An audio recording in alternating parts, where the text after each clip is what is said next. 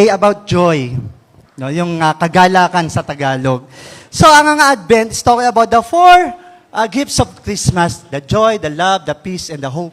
So, these are ito yung gift daw at bigay ng Panginoon sa ating Kapaskuhan. Okay, when we talk about joy, may tinatawag na, nakita ka agad. Expressible joy. Kapag yung exceeding joy. Yung sobrang saya na talagang walang sukat kalagyan. Nakita nyo na eh. When I became a father, sino dito yung naging tatay na sobrang saya nyo? So, sa mga first time father, ay grabe nung ipanganak ng baby ko, yung panganay kong yan, ang babaw ng tulog ko, tas mayat-mayat, nakadilat ako, tinitignan ko siya. Mga tatay na nakaramdam ng gano'n. Yung as of today, yun yung joy na parang wala pang makapapantay.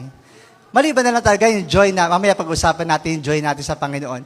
Yung magkaroon ka ng ganyang baby. Okay? Kung tayo mga tatay, gano'n ang exceeding joy, how much more yung mga babae na, di ba, na kayo ang naghirap, di ba? So, yun nga. So, I'm talking about year 2000, 25 na ngayon anak ko. Birthday niya, December 25. Si Sancti, December 25. 25 years old din. So, madaling bilangin. Kaya lang, nagko-complain siya, Papa, ba't ganun? Walang bumabati sa akin ng happy birthday, lagi Merry Christmas. At ang mga ninong ko, isa na lang. Birthday tsaka Christmas gift, isa na lang. So, lugi daw siya. So, may disadvantage din na birthday na December 25. Yon, so, napaka-memorable. Kaya nung gabing 24, nung siya ipanganak namin, para kaming si Jose at si Mariang nanunuluyan. Natuloy kami sa H-Bill, high bill, ang mahal. Kala ko, mura lang ang sabsaban. Pakamahal para sa high bill, H-Bill. Okay, exceeding joy. Na in-express ko, ano bang naramdam mo kapag sobra ka natutuwa? So, kaya ko nare-relate ko yung exceeding joy, no kayo maging first-time father. Exceeding joy, instead, dito na lang, papasok tayo sa ano ba talaga ang exceeding joy? Yung kagalakang hindi kayang pantayan. It's a deep fulfillment and happiness derived from being in the presence of God's glory. Yun ang lalampas talaga, ang pagiging isang unang tatay, yung presensya ng Diyos. Sa Biblia, tinutukoy ang exceeding joy kapag ikaw ay nakakaramdam ng presensya ng Diyos. Sa panahon ng karamdaman, lalo na, lagi kong binabanggit yan, I'm so thankful and grateful kapag ako ay mahina, kapag ako ay masakit. Kasi mas ramdam ko yung presensya ng Panginoon eh. Pero pag ako ay malusog, ako ay prospered, wala akong kailangan talaga, I'm so happy, hindi ganun ka-sensitive ang presensya kasi hindi ko siya kailangan eh. Alam nyo yun?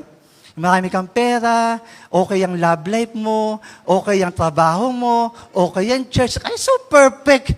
Talagang sarap ng buhay. Pero nung panahong nagkaroon ng kasakitan, yung di mo na kayang makatayo, hindi talaga yung pain nararamdaman mo, doon ka tatawag sa Panginoon, Diyos ko, tulungan mo po ako, di ba? At lalong yung presensya ng Lord, yung pain na, Lord, alisin mo. Kapag nawala, exceeding joy. Lord, salamat. The exceeding joy can be fulfilled during the presence of God in our lives. Kapag ang Diyos ay nasa presensya ng buhay nyo, ng pag-aasawa nyo, ng pamilya nyo, ng trabaho nyo, ng pag-aaral nyo, kapag ang Diyos ay nandun ang kanyang presensya, lagi may kagalakan. Say amen. Okay, let's proceed. So, this profound happiness reflects a heightened state of joy, promised to those who steadfastly maintain their faith and love for God, even amidst life challenges. So, yung kagalakan na to, ito yung kagalakan o yung kapayapaan, hindi kayang intindihin ng sanlibutan. No, we have such peace and joy na hindi kayang tapatan ng mundong ito. So, it's a fulfillment. It's a heightened state of joy na ipinangako sa mga taong namatili sa katapatan at pag-ibig sa Diyos. Kahit sa gitna ng challenges, ng problema, ng struggles. Okay, ito ang kagalakan. You will show, sabi ng Psalm 16:11, you will show me the path of life. In your presence is a fullness of joy.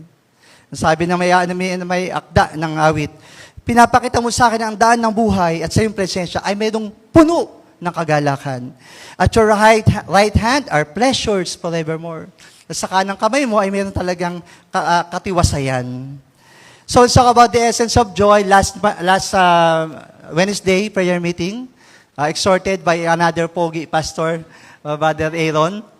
Kaya the essence of joy ang kanyang topic. So nag-search siya ng Wednesday. Ito ang kanyang structure. The path of life only found through Jesus. Ang daan ng buhay ay makikita lamang kanino? Kay Jesus. The true way. You make known to me the path of life. Yun yung verse niya sa 16:11. Then the second point niya, the true joy, experience when we follow Jesus, ang tunay doon na kagalakan, ay mararanasan mo kapag ikaw ay sumunod kay Jesus. Verse 11 yan, B, you will fill me with joy in your presence. Kapag daw ang presensya ng Diyos ay nasa ating buhay, laging may kagalakan. Third point ni Brother Aaron, the eternal joy that we'll never experience in earthly things. Walang hanggang kagalakan, hindi natin mararanasan sa mga mundong ito, sa mga mundong bagay.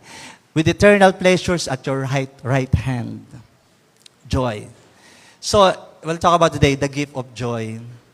Kapag dumarating ang Kapaskuhan, dalawa ang pwede mong maramdaman. Ewan ko kung nararamdaman niyo yun. Unang-una, masaya. Pangalawa, malungkot. Lalo na kapag nakarinig ka ng tugtuging pamasko na napaka-sentimental.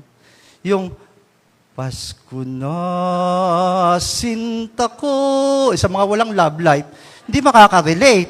Wala na ka man tinta, di ba? So, o kaya yung mga may love life pero long distance, di ba? O kaya mga walang love life. So, yung mga ganong sentimental song, parang nagpapalungkot sa Kapaskuhan, di ba? Isa pang dahilan kung ba't nalulungkot ang tao, lalo na sa Pilipino, ang ating mindset is that kumpletong pamilya sa araw ng Pasko. Tama. Sino ba ang nangangarap ng Noche Buena na kumpletong pamilya? Lahat naman, di po ba? Pero paano ang mga OFW? Mga OFW na narito. Oy, welcome, Brother Edgar. Tagal na kitang ini-expect na makilala. Asawa po ni Ate Maribik, nandito na. Kaya pala blooming na blooming si Ate Maribik eh. Ang haba ng hair. Dito na ang kanyang husband. Welcome. Sa mga OFW, di ba? Grabe ang lungkot nyo. Ako, naging OFW din naman kayo. More than a year sa Singapore. Yung pamilya pag malayo, lalo na araw ng Kapasko, napaka-sentimental. Si Lani, si Sister Lani, Koyang people ko. Ay, Sister Lisa. Koyang people ko, ngayon si woman. Okay. Alis ka na ulit, di ba? Years na nasa abroad ka, hindi mo nakasama ang pamilya mo sa Kapasko. Ngayon, nandito ka. And thank you for joining with us, the FCA family, in celebrating the Christmas. So, yung mga taong malayo sa pamilya, yun nga, napaka-sensitive ng Pasko. Hanggat maaari, wag nang lumipas ang Pasko kapag wala kang kasamang mahal sa buhay. Di ba ganun? We value Christmas, o binibigyan natin ng halaga ang Pasko, kung anong sayang maibibigay nito. Tama. The joy of Christmas. Paano ba maging masaya sa kabila ng 500 lang ang Noche Buena? Mukhang wala sa aral si Madam, ano? Magkano daw allowance ang college sa isang linggo? 500 daw. 300 ba? 100? 300 allowance ng college sa linggo. Pwede na daw yon. Ito ang gusto ko sa kanya sinabi. Mga inaanak, 20 lang. Pwede na. Laking tipid. So, humahanap tayo, paano ba tayo magiging masaya sa Kapaskuhang ito? So, we'll talk about the joy of Christmas or the gift of joy. Pag-usapan natin. In our introduction, yung binasa po natin na bersikulo ng ating kapatid ay tungkol sa pagsilang ng Panginoon at sa propesiya ng pagdating ng Panginoon. Balikan po natin. Okay, balikan po natin yung verse na para tayo. Dito tayo mag-biblical muna tayo. Okay, past tayo. Okay, ito. Ito ating verse 8 to 14. Doon ay may mga pastol na nasa parang at nagbabantay ng kaya mga tupa ng gabing iyon. At tumayo sa harapan nila ang sanghel ng Panginoon at nagliwanag sa kapaligiran na ang kalortian ng Panginoon, ganoon na lamang ang kanilang pagkatakot. Ngunit sinabi sa kanyang anghel, huwag kayong matakot. Ako'y may dalang magandang balita para sa inyo na magdudulot ng malaking kagalakan sa lahat ng tao. Isilang sa inyo ngayon sa bayan ni David, ang tagapagligtas ang Kristong Panginoon. Ito ang inyong palatandaan, matatagpuan nyo ang isang sanggol na nababalot ng lampin at nakaiga sa isang sabsaban. At biglang lumitaw kasama ng anghel ang isang malaking hukbo na mga anghel sa kalangitan. Kasama ng anghel ang isang malaking hukbo na mga anghel sa kalangitan at sila'y nagpupuri sa Diyos at umaawit, Papuri sa Diyos sa kaitaasan at sa lupa ay kapayapaan sa taong kinalulugdan niya. Yan ang praise and worship ng mga angels na nag-declare, nagbalita ng pagdating ng Panginoon. Okay, proceed po tayo. The essence, tayo. Yan, the gift of joy. So, yung ating versikulo ay, dahil sa kasalanan ng Israel ay hindi nakakita ng mga kapahayagan ng Panginoon at ang Israel ay wala ang presence ng Diyos sa buhay nila. So, Israel has not seen the glorious presence of God since it departed from the temple for some 400 years or more. And last message ko, second Sunday, I've mentioned about the 400 silent years. So, ang context po ng ating message today about the 400 silent years, ano yon? That they have not heard from a prophet. After ng Malakias, di ba po? O mga young people, speaker class, ilan ang books ng Bible? Okay, 66. Ilan ang Old Testament? O yung mga bagsak, hindi makasagot. Ha? O, ilan yan New Testament? 27. Yung 39 Old Testament books was Genesis to Malakay, nasulat siya. Then after Malakay, bago mag-New Testament, which is Matthew, may 400 years na gap. 400 years yun, ang tawag doon ng mga scholars. So this 400 has been no angelic announcement. Only a solemn silence covered the land which fueled their sorrow. So ito yun, yung ating recitation, the Old and New Testament. Why? The 400 silent years, ang sabi ng mga scholars, not on the Bible, according to their assumptions and hula, na yung 400 silent years, inire-ready ng Panginoon ang pagbaba ng kanyang anak sa lupa. Ang haba ng preparation. Ano ba kaya? Nag-iisip pa ba siya? No, it's a preparation. 400 silent years wherein, dito makita natin dito, when God is silent. Ang Diyos hindi po natutulog. Natutulog ba ang Diyos? Natutulog ba? Gary, no? Pero, nananahimik lang ang Diyos. When God is silent, 400 years of silence and 400 years of waiting and 400 years of question arrive during that period. Halaba, may hinihintay po kayo. Hanggang kapag kayo mayroong ka-meet up o kausap, hanggang ilang minuto kaya niyong paghihintay? Kaya niyo isang oras? Hindi. 30 minutes. Mga babae, 5 minutes na. Sasabog na yan. Okay. Sorry. Anti-woman ba? Joke lang. So, imagine 400 years of waiting for the Messiah. Those people, yung alam yung sulat ng mga nila Isaiah, yung alam yung sulat ni Moses, na may darating na tagapagligtas, they keep on waiting for 400 years and they keep on questioning, kailan, sino, saan manggagaling? Imagine that, 400 years. Wherein sa 400 years na yon, pinakita dito yung pananahimik ng Diyos. Next slide, para ayan na siya. Ayan. Yan, there's no prophets, walang mga propeta. No prophecies, dahil walang propeta, walang mga hula. No revelations, walang kapahayagan. No miracles, walang mga himala. Walang himala, diyan ginanap ang pelikula ni Nora. Walang himala. Nasa 400 years, walang himala. And no angelic visitations. From Genesis to Malakay, makikita niyo yung mga angels na dumadalaw, nakipag-umaharap sa tao, o meron pang kay Jacob, nakipag-wrestling. No? So, there's no such thing as angelic appearance and visitation during 400 years. Okay, ito yung tatawag ko sa, yung kinikilala natin ang tatawag dito. The canonized Bible has 66 books. But the Catholic Bible is more than 66. So, ang mga books of the Bible na na-insert, may insertion na naganap, sa canonized Bible ay apocryphal books, the Deuterocanonical called Apocrypha. So those books were written during 400 silent years. So if there's no prophet, who are those prophets who wrote these books? So they are false prophet. There was a period of 400 silent years between Malachi and New Testament when God didn't give any prophetic word. The Deuterocanonicals even refer to the time that prophets ceased to appear. Sa Deuterocanonical, ito po yung mga libro sa Bible ng Catholics na nagtuturo ng purgatorio. Na after mamatay ang tao, mayroon pang chance na mapunta sa langit. So it was written on Deuterocanonicals, the apocryphal parts of the Bible, which is not accepted as a canonized Bible. So nakita natin, no? So, yan, sa Maccabees, ayan, yung mga libro niya, wala yan sa Bible natin. So hindi ako nininira ng Catholic, pero ito ang biblical facts. The 66 books we have today is canonized, inspired by the Lord. So, ang Deuterocanonicals is a fruit of the 400 silent years. Bakit kaya mga tao ay, kasi panay ang tanong nila eh. So may mga matatalino na nagsulat, na sinisikap nilang alamin ano ba ang sinasabi ng Diyos. Okay, so and now suddenly, after 400 years, now suddenly, the terrifying light of the glory of God illuminates a hillside in Bethlehem. Itong senaryo natin, 400 silent biglang magliliwanag sa bahagi ng Bethlehem. And it's fascinating to think that God chose to give this public announcement of one of the greatest events in the history of the world to these lowly, socially, and religiously unacceptable shepherds, an anonymous group of men tending sheep.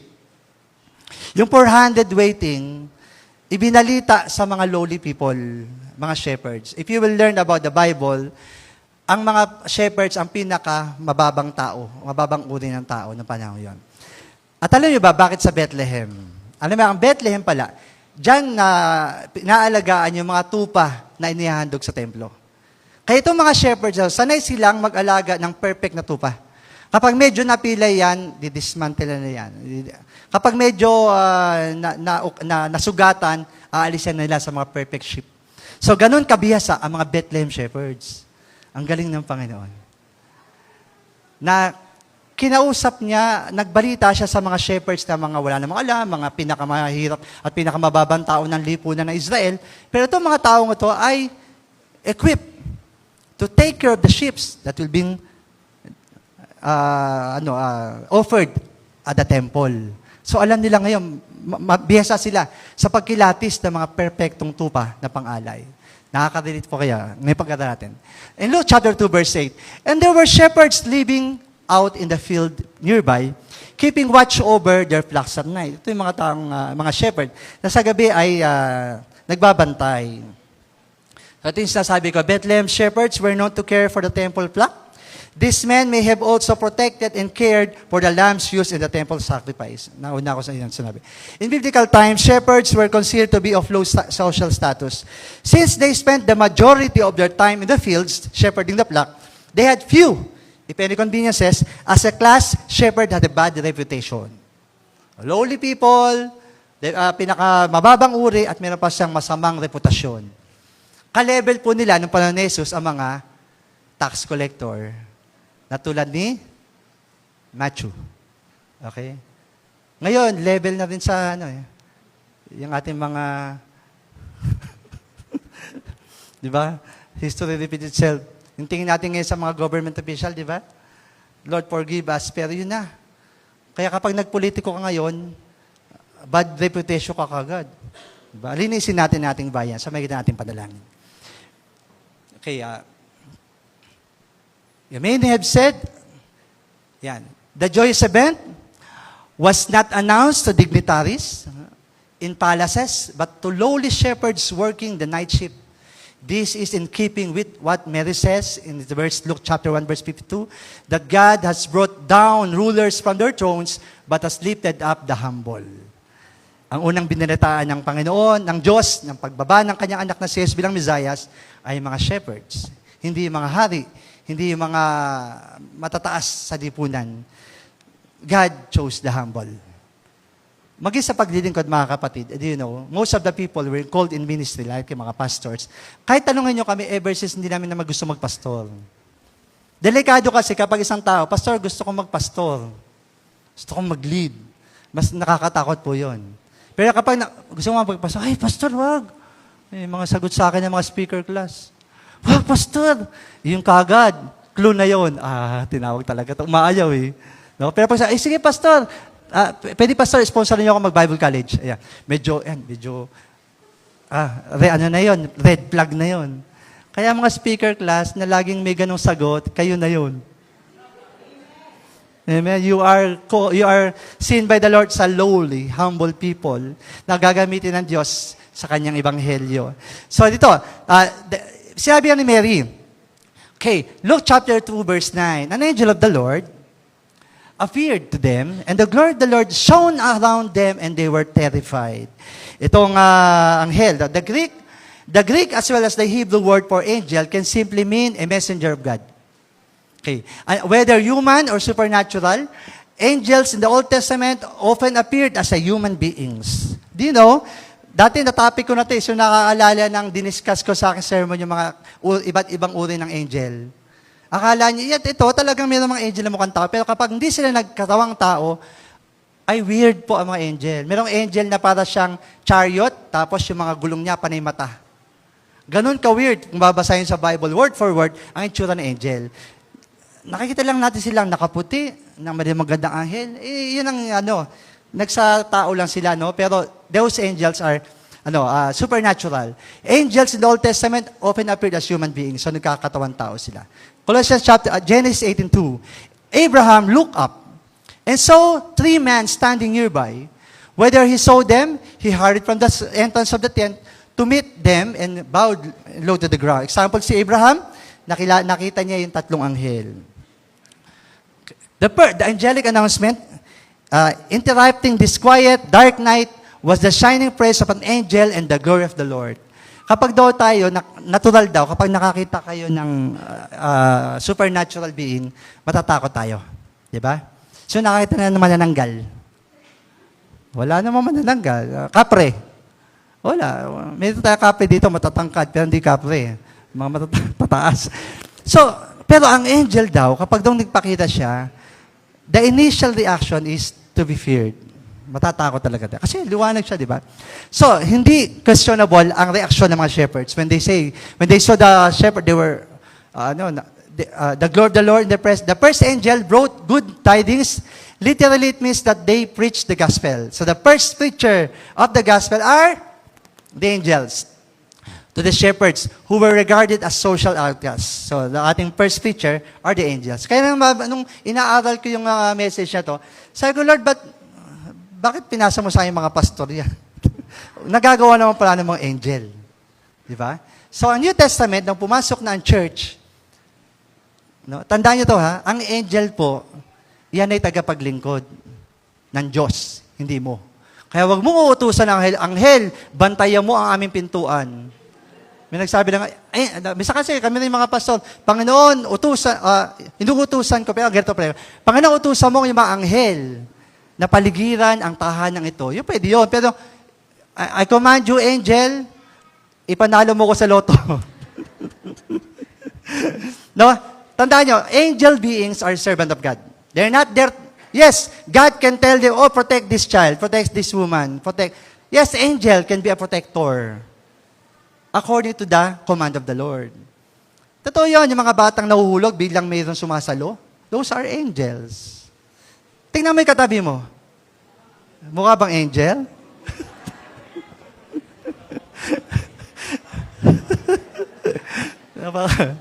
Okay. So, they're the first gospel preachers. The angels. So, interrupting the quiet night, so they're the first gospel. Saan na tayo? So, the first spiritual gospel was an angel. God hath now taken this honor from the angels. Yun nga.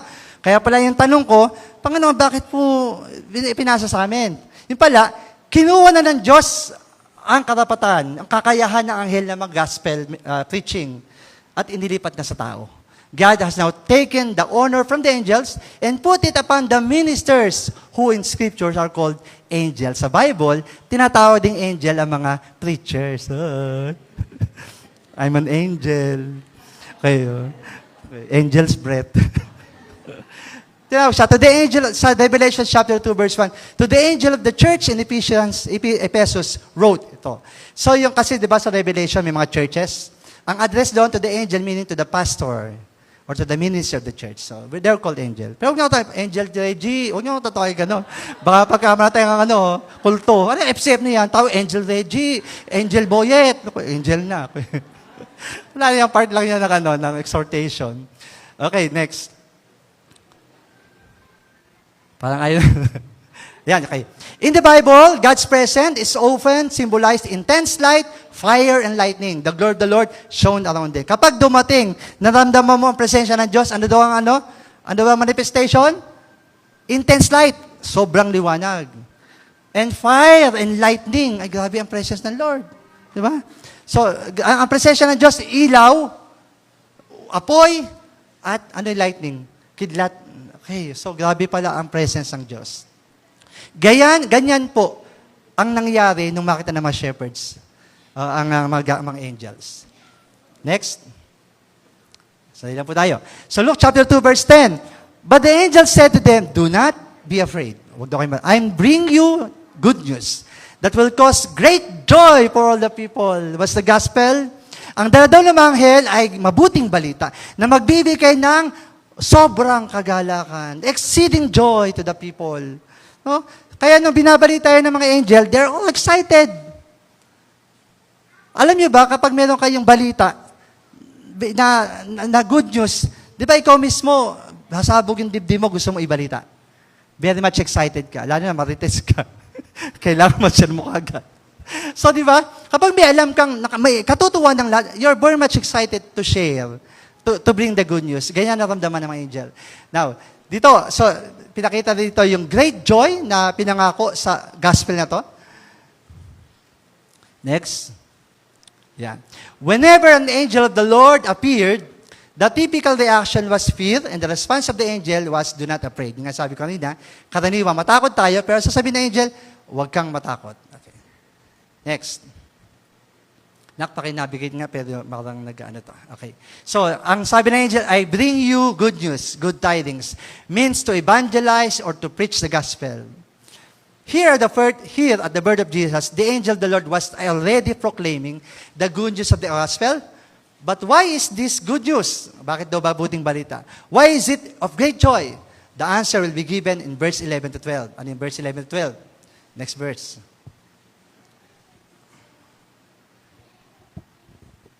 Ayan, okay. 11, today in the town of David, a Savior has been born to you. He is the Messiah, the Lord. When we talk about the word Messiah, alam kagad yan ng mga Israelita. Na yung Messiah, ito yung pinangako ng panahon pa nila, Isaiah, na darating na tagapagligtas. So yung mga shepherds na to, nung sinabi ang darating ng Messiah, they know that is the good news. Okay? So this time, they announced the birth of Savior, which was and is exactly the need of mankind. Ito yung pinakihintay natin, sabi ng mga shepherds, 400 years. Namatay na yung mga ninuno natin. May tanong pa ako, inaaral ko pa ngayon. Paano kayo mga namatay ng 400 years? Ligtas kaya sila? Kasi wala pa yung salvation ng Panginoon. Aaralin ko yan. At i-rise natin next year. Isang taong pag-aaral. We don't need another advisor or reformer or a political leader, but we need a Savior. Noong panahon yun, most of the Israelites are expecting the Messiah is a king, a great man, a great warrior, talagang promising siya. Yun ang i-expect nila eh. Pero the Messiah is other way around. How do you expect a Messiah that will save the world, that will save the kingdom of Israel from the bondage of the Romans, ay isang batang ipinanganak sa sabsaban? Dapat ipinanganak na sa palasyo, di ba? Magulang niya, karpintero, babaeng simple lang. So wala siyang dignidad. Pero talagang simplify the humbleness of the Lord. Kaya sa atin bilang mga Kristiyano, humility is our identity. Tama? Sabi mo sa katabi mo, humility is your identity. Yan. Kapag ang tao ay humble, iyon ang identity niya bilang anak ng Diyos. Kapag hambog, edi sa kabila. Kaya huwag kayong hambog. Diba? Huwag tayong mayabang. Lagi tayong magpakababa sa Panginoon. Okay, Luke chapter 2, verse 12. This will be a sign to you. What's the sign? You will find a baby wrapped in a cloths, sabi sa swaddling cloths, and lying in a manger. Yan yung Kung ikaw ay nag-expect ng isang great king na Messiah, pagkasabi ng sign na fake to. Hindi totoo to. Diba? Bakit doon? Bakit sa isang sabsaban? Bakit sa hulungan ng mga hayop? Di ba?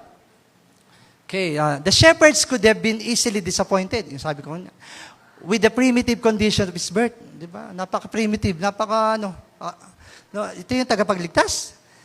Here was the Messiah born in the surroundings plainly familiar to them. Talagang sila shepherd and they know ano ang ambience ng isang sabsaban.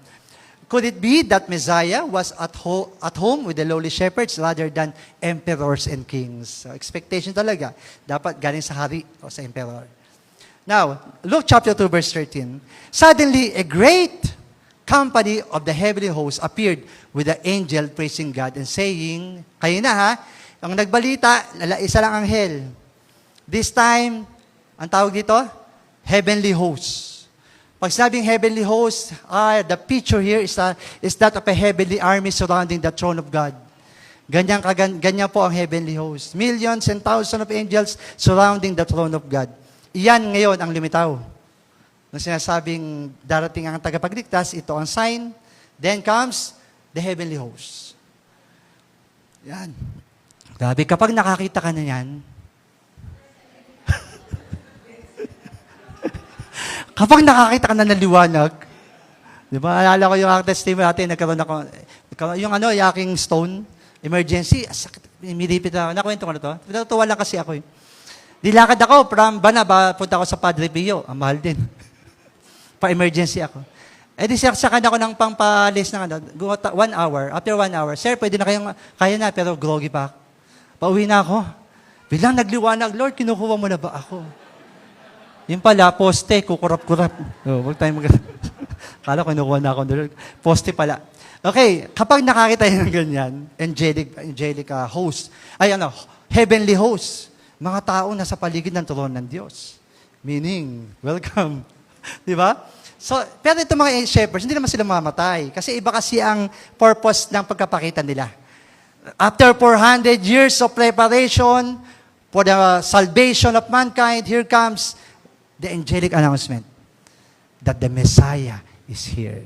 That's why hindi dapat nating paghinayangan na 2,000 years ago, pinanganak ang Messiah, until now we celebrate it. Di ba? Natin yung post ng isang sa Facebook na yung Iglesia ni Cristo, tas Jollibee. Sa gitna na may malaking Christmas tree. Tinanggal po siya. Dahil sabi ng Iglesia ni Cristo, nakakaano sa pasad nila. Dahil wala silang Pasko. Lungkot na, no? Ang lungkot ng religion walang Pasko, ano? Dahil taon-taon, we're anticipating Christmas, tama. Sir, dito ayaw ng Christmas. January pa lang magka-countdown na kayo. Di ba? Lalo na sa Pilipinas, September 1 pa lang, pagkanta ni Jose Marichan. Di ba? Nag-Christmas na tayo. So, napaka-sarap ng celebration, ng Kapaskuhan. Salamat sa ating tagapagligtas na meron tayong ganitong diwa ng pag-ibig, pagkakaisa, pagbibigayan, bawat araw sa isang taon. Palakpakan natin ang Panginoon. Luke chapter 2, verse 14. Glory to God in the highest, the heaven and earth, peace to those whom His favor rests. Ito yung kanta ng mga heavenly hosts. No, kalwatian sa Diyos, sa kataas-taas ang langit. At sa lupa ay kapayapaan sa sinumang nagtitiwala sa Kanya. After the single angel's announcement, a whole group of angels appeared, yung heavenly host. This was a heavenly host, a band of soldiers that proclaimed peace. The world needed and needs now peace. So hanggang ngayon, kailangan natin ng kapayapaan. Okay, the gift of joy. We have, pass lang to, I have 3 points again. Lagi tayong Baptist na. God, number 1 point, God will never be silent anymore. Yung 400 years, it's over. Niniwala ba kayo? At ang Diyos, hindi na siya mananahimik. Kahit sa kabila na yung problema, sabi, Lord, nasan ka ba? Lord, ba't di mo tinutugon na aking dasal?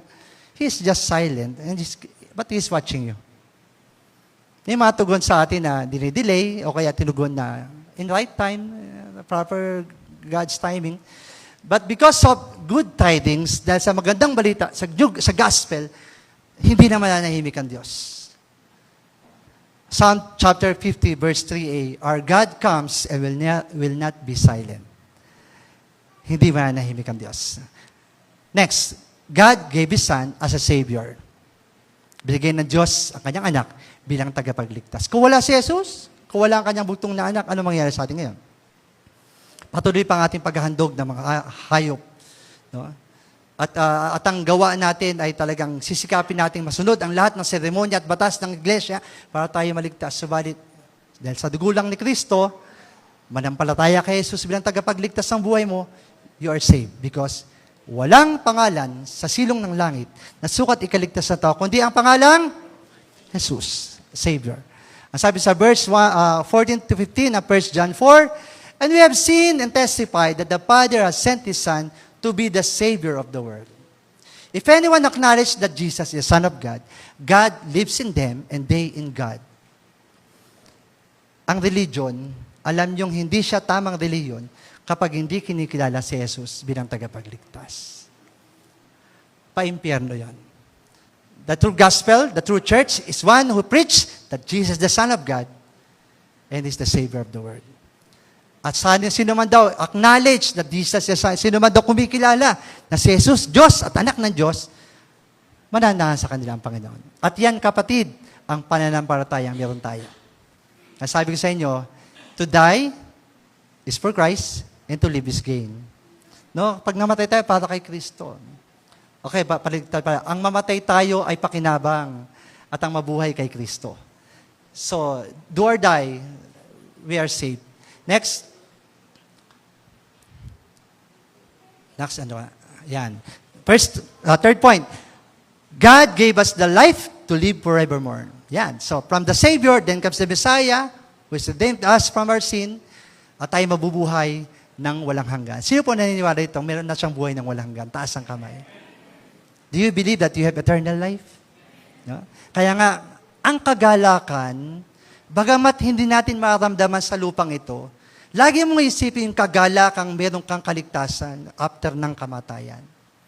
Yan ang taong wala, yung mga kusinman na meron maraming ari-arian, kayamanan. Diba? Yung nagpakamatay, nahulog o tumalon. Diba? Sobrang kanyang kayamanan pero walang kapayapaan. Ayon natin napakaraming kayamanan, kung wala naman tayong kapayapaan, diba? Mabuti nang magdildil ng asin, bahog tubig, payapa naman tayo. So, hindi naman gusto maghirap, di ba? But we have the joy. Ang tawag dito, joy of salvation. Sabi mo, joy of salvation. Ligaya ng kaligtasan. Kaya kapag may namatay, okay lang. Kapag okay namatay, okay lang. Ako'y naghihirap, okay lang. Nagkakasakit ako, may karamdaman ako, okay lang. Kasi ang buhay na ito, hindi lamang sa lupang ito. Ang buhay natin ay buhay na walang hanggan. Di ba? Sa mga namamatay na nga, lalo na Christian, rest talaga yan eh. Tutuusin, mas mapalad pa si Ate Susan na nauna sa atin. No, sa mga iba pang kapatid na nauna na, they're already in God's presence, di ba? Masarap yun. So, kung gusto nyo pang mabuhay, huwag niyong pangarapin. Pero, rest assured, lahat tayo mamatay. Di ba? Lahat tayo paglalamayan. Okay? O, lahat tayo ay maghahantong sa pagpantay ng mga pa. Darating ang panahon na mamatay man tayo, meron naman tayong kasiguruhan ng kaligtasan. Palakpakan natin ang Panginoon. Dito pala si Abby. Sabi sa kabila, nasa Taiwan to Yan. Dahil natin balikbayan ngayon. So, though you have not seen Him, you love Him. Nakita niyo ba ang Diyos? Nakita niyo ang Diyos, ang Panginoon? Mahal niyo ba siya? Ito ang verse yan. Kahit hindi siya nakikita, mahal niyo siya. And even though you did not see Him, now you believe in Him and are filled with an inexpressible and glorious joy. Inexpressible, hindi kaya express. And for you are receiving the end result of your faith, the salvation of your soul. Yun nga yun. Dahil meron kang kagalakan, ligaya ng kaligtasan, kasi yung solution, yung resulta niyan ay kaligtasan ng kaluluwa mo. Sasabihin ko ulit, ang paborito kong linya sa patay. Ano ang pinakakawawang kamatayan? Ang pinakakawawang kamatayan, hindi yung mamatay kang nag-iisa. Ano ang pinakamasakit na kamatayan? Ang pinakamasakit na kamatayan, hindi yung mamatay ka sa malubhang sakit. Ano ang pinakamasakit, kalungmaldumal na kamatayan? Hindi yung mamatay ka sa aksidente o kalungmaldumal na pagpatay. Alam mo mga kapatid, ano ang pinakakawawa, pinakanakakalungkot, pinakamasakit, at pinakakalungmaldumal na kamatayan? Mamatay kang walang Panginoon sa iyong buhay. Dahil for sure, impyerno ang punta mo. Taas mong kami mga kapatid. Magala ka kasi ikaw ay may kaligtasan. Palakpakan natin ng Diyos. You're saved from hell. Kaya yan ang pinagmamalaki ko. Kaya, alam mo, mga kapatid, yung mga nararanasan natin, just take it lang. No? Kaya yan. Kaya kasi meron tayong hope. Meron tayong inaasahan eh. Hindi lang sa buhay. Pero yung mga taong, devastated, mga walang pag-asa, kasi wala silang alam na pag-asa eh. Diba? Ibang hirap na. Kaya mga binabawi ang buhay nila because they have no hope. But if you have hope, kahit anong suffering mo, you will still push. Kasi God is our joy. Ang Diyos ang ating kagalakan. Ang paglilingkod, tandaan niyo to, at pagsamba natin dapat hindi nakakapagod. Kundi dapat nakakagalak. Paglilingkod at pagsamba. Dapat hindi yan nakakagalak. Hindi yan nakaka-stress. Hindi yan nakakasawa. Yung paglilingkod at pagsamba, dapat yan nakakagalak. Ang pagpunta mo sa iglesia, pananamba, magagalak ka. Diba? So, lalo na sa paglilingkod. Kami lang ni Pastor dito ang merong gana, merong honorarium. Pero kayo most of you are volunteers. God knows that you are serving Him faithfully and with gladness, di ba? So, masarap maglingkod. Pero kapag kapatid, dumating sa stress ka na, hindi na kaya na schedule mo pananambahan, ayaw mo na mag-serve. No? Ang dami mong ka-stress ng mga tao dito, ayaw mo na, di ba? Maybe the joy of salvation is lost. Ang tao, ang Kristiyanong nanulupaypay, nawawala ang ligaya ng kaligtasan. Pero ang isang taong maligaya dahil sa kanyang kaligtasan, magpapatuloy sa pagsamba at paglilingkod. Palakpakan natin ng Panginoon. Psalm 101:1-3. Serve the Lord with joy. With verse yan. Come before Him with singing. Know the Lord is God. He made us and we belong to Him. We are His people, the sheep He tends. So maglingkod daw tayo sa Panginoon ng may kagalakan. Next na. In conclusion, yan nagintintayin natin. Tama, last 11 minutes. God's presence offers fullness of joy. Amen. Ang presensya ng Diyos nagbibigay ng kagalakan, ng kapunuan ng kagalakan. Not based on circumstances, but rooted in our relationship with Him. Masaya ka dahil panatag ka, masaya ka dahil pinagpala ka, masaya ka dahil malakas ka at malusog ka. How about baliktarin natin? Magiging masaya ka pa ba? Joy is found in walking closely with God. Even during life storms, His presence brings peace and joy that transcends our understanding. Ano man ang pagdadaan natin, kawalan, kahirapan, kasakit at kamatayan, dapat lagi niyong maranasan ang kagalakan sa Panginoon. Si Pablo, ang dami niya naranasan eh. Halos mabugbog na siya, tinapon sa dagat. He suffers, but full until his last breath has a joy in his salvation. Meron siyang kagalakan sa kanyang kaligtasan. The Christian is always in the Lord, and the Lord is always in the Christian. And that is always a reason for joy. Ano ang dahilan para maging masaya? Dahil ang Diyos, lagi na sa mga Kristiyano, at ang Kristiyano, lagi mga sa Diyos. Tandaan mo pa kapatid, kung makaramdam ka ng kalungkutan o kapag-iisa, the Lord is with you. Because He is the source of our joy. Palakpakan natin ang Panginoon na bunga ng ating kagalakan. So even if the Christian cannot rejoice in circumstances, yung tanong ko paano kaya kung meron kang problema, meron kang baon ka sa utang, may karamdaman ka, may namatayan ka, iniwanan ka, pinagtaksilan ka, pinagpalit ka, can you still have the joy in your hearts? So, even if the Christian cannot rejoice in circumstances, if he find himself passing through the pain, pwede na tumawa ka lang tumawa, baka iba na punta mo, di ba? So, pagdaan na, iyak lang. No? Iyak lang. No? Punta lang sa kwarto, magpatay ng ilaw, sumandal sa pader, maghawak ng unan, emote, walling. No? Pagkatapos nun, dapat nakaraos ka na. Hindi mo habang buhay kang nagmo-move on. Okay? You should find yourself passing. Dapat daw, hindi tinatambayan. Dapat, dinadaanan. Passing through the pain, the sorrow and grief. And you can still rejoice in Christ. Lord, salamat. Unti-unti ko na nababayaran ang utang ko. Lord, salamat. Unti-unti ko na siya napapa-inlove. Lord, salamat. Unti-unti siyang bumabait. Di ba? Mga ganon. Unti-unti makita mo yung biyaya ng Diyos, magiging masaya ka. Okay, don't expect for an instant joy, instant cash, instant healing. Ano, God loves the process. Ang gusto ng Diyos, may proseso. Di ba? Ang sarap gastusin ng perang pinaghirapan mo. Kesa yung perang hindi mo pinaghirapan, ubos agad. The same way with our problems and trials and temptations and difficulties. Kapag pinaghirapan mong pagtagumpayan yan, at the end, may mas matibay ka. Yan. For faith group use, reflection question, have you experienced an exceeding joy in your life that made you so thankful to the Lord? Example, yung akin, no, pagiging first-time father. Naranasan mo na ba yung exceeding joy? Hindi kayang pantayan? No? Bigla kang nanalo ka sa rapol. Example, no, di ba? Exceeding joy. An application question, how can you share the gospel today in the context of this holiday season? Paano mo ipapayag yung ebanghelyo, yung kaligtasan ng Panginoon, sa konteksto ng ngayong Kapaskuhan? Assignment, choose people, find people, you can share the gospel about Jesus Christ, lalo na ngayon, na Kapaskuhan. People are open wide. Makikinig sila.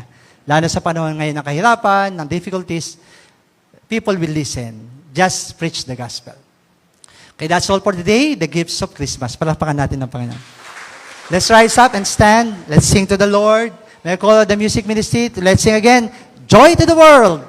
Kagalakan sa sanlibutan dahil sa Kristong ating pinagmulan ng kaligtasan. Praise God.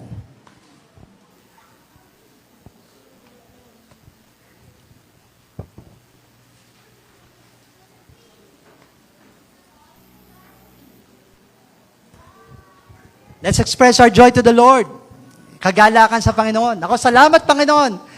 May Diyos ako, meron akong kaligtasan dahil kay Jesus. Salamat Panginoon, may pamilya akong Kristiyano. Salamat Panginoon, meron taong nagdala sa akin sa Panginoon. Thank you for everything. No? So do you know that hindi kayo ang pumili sa Diyos, pinili kayo ng Diyos. Kung nasaan ka man, nandito ka ngayon, kung ba't ka nandito, kasi tinuntun ka ng Diyos. Pinili ka ng Diyos upang dalhin dito. God loves you. Okay. Yes! Yes, Lord!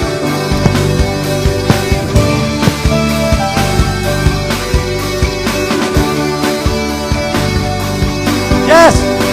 Thank you, Lord, for salvation. Joy to the world, the Lord is come. Let her receive her King. Let her be heart, prepare Him room, and heaven and nature sing, and heaven and nature sing, and heaven and heaven and nature. All the sons and daughters of God say, joy to the world! Joy! Joy to the world, the Savior's love, and The song and God, Martyrs and flowers, Martyrs and praise, repeat the sound. let's sound in joy! Repeat the sounding joy. Repeat, repeat the sounding joy. Praise the Lord! Palakpakan natin ang Panginoon! Thank you, Lord, for our salvation! Hallelujah! Salamat, Panginoon! Salamat, O Diyos, sa kagalakang ibinigay mo sa amin. Ama, naranasan namin ang pag-asa. Pag-asang ikaw ay magbabalik upang kami ay kunin at dalhin sa buhay na walang hanggan. Nagkaroon kami ng kapayapaan dahil sa buhay na ibinigay mo sa amin. Nakilala namin ikaw, Jesus, na isang prinsipe ng kapayapaan. At ngayon, O Diyos, kagalakan, a gift of joy of giving us, O God, na dapat kami magalak dahil ikaw, Jesus, ay pinadala na yung Ama upang sa aming kaligtasan. At kami, O Diyos, ay nagagalak because of the salvation you've given us, O God. Lord, salamat sa iglesia sa umagang ito, mga kapatid na dumalo, at nakapiling ka at nakarinig ay yung mga salita. Lord, nawa hindi lamang narinig, hindi lamang may isa puso, O Diyos, kundi may isa kilos namin ang mga salita mo sa umagang ito. We can go out at this door with takeaway. What's a takeaway? Ano ang takeaway? Ano yung salita ng Diyos na nagbigay sa iyo ng pagkilos, mga kapatid? Today, contemplate for the Word. what God is talking to you right now. Ano ang gustong sabihin sa iyo ng Diyos? And through the words, to the preachings of the Word, may the Lord speaks to you. Hallelujah. Lord, salamat naman sa umagang ito. Lord, sana sa buong araw namin pong pagdiriwang, lagi ikaw ang may taas, Jesus, ang aming dakilang tagapagligtas. Pagpalain mo kami sa pangalan ni Jesus. Amen. Good morning, everyone. Merry Christmas.